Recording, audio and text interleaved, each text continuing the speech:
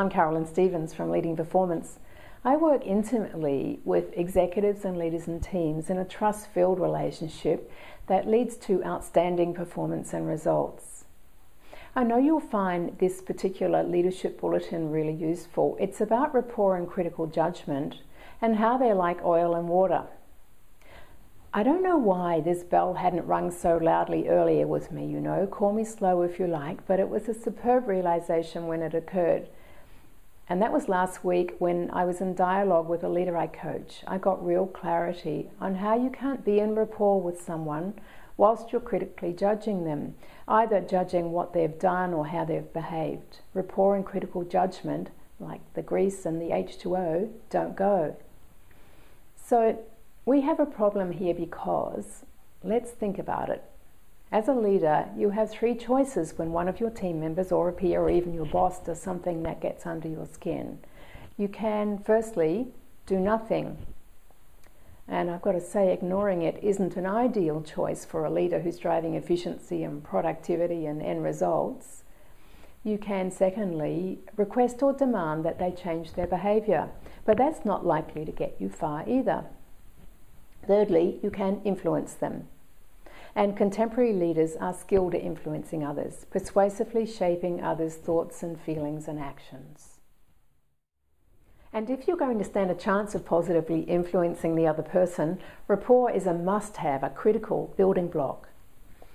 Okay, I hear you say, when I'm not appreciating what a team member or a peer or my boss has done or how they've behaved and I want to positively influence them, what can I do? Well, let's be pragmatic about this.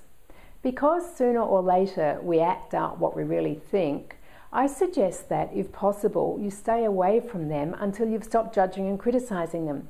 And only when you've been able to think more constructively about them, only then is it sensible to go and have your influential discussion with them.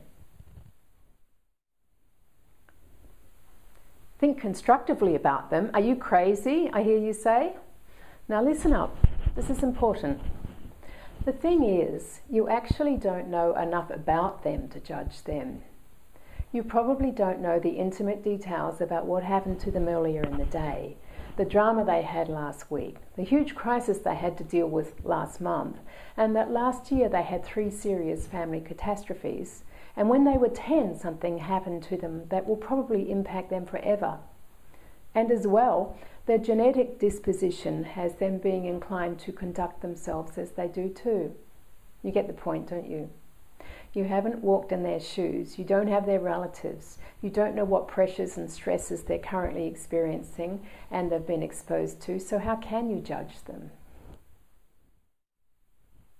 Well, let's think carefully about this. What's something about the other person you can tolerate?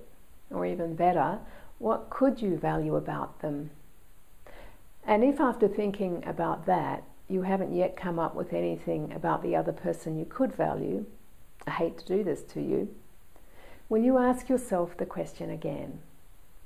If you ask often enough, you'll certainly come up with an answer. That's how the unconscious brain works. I truly do understand that the other person sometimes makes it harder for you to do a good job.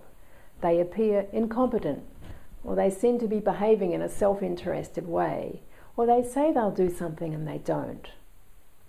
And from where you sit, they're not being reliable, or professional, or competent, or win-win oriented, or even consistent, and so on.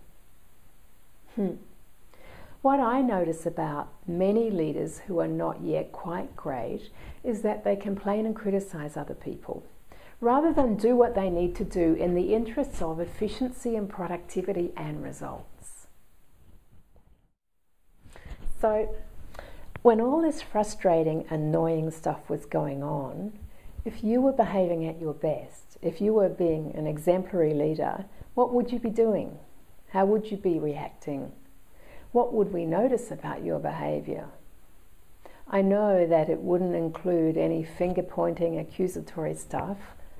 It would be appreciating whatever you could find to appreciate, and it would be putting yourself in a viable rapport-building position and influential position. Who knows, once you've shifted your behaviour, you might even be able to get them to shift their behaviour too.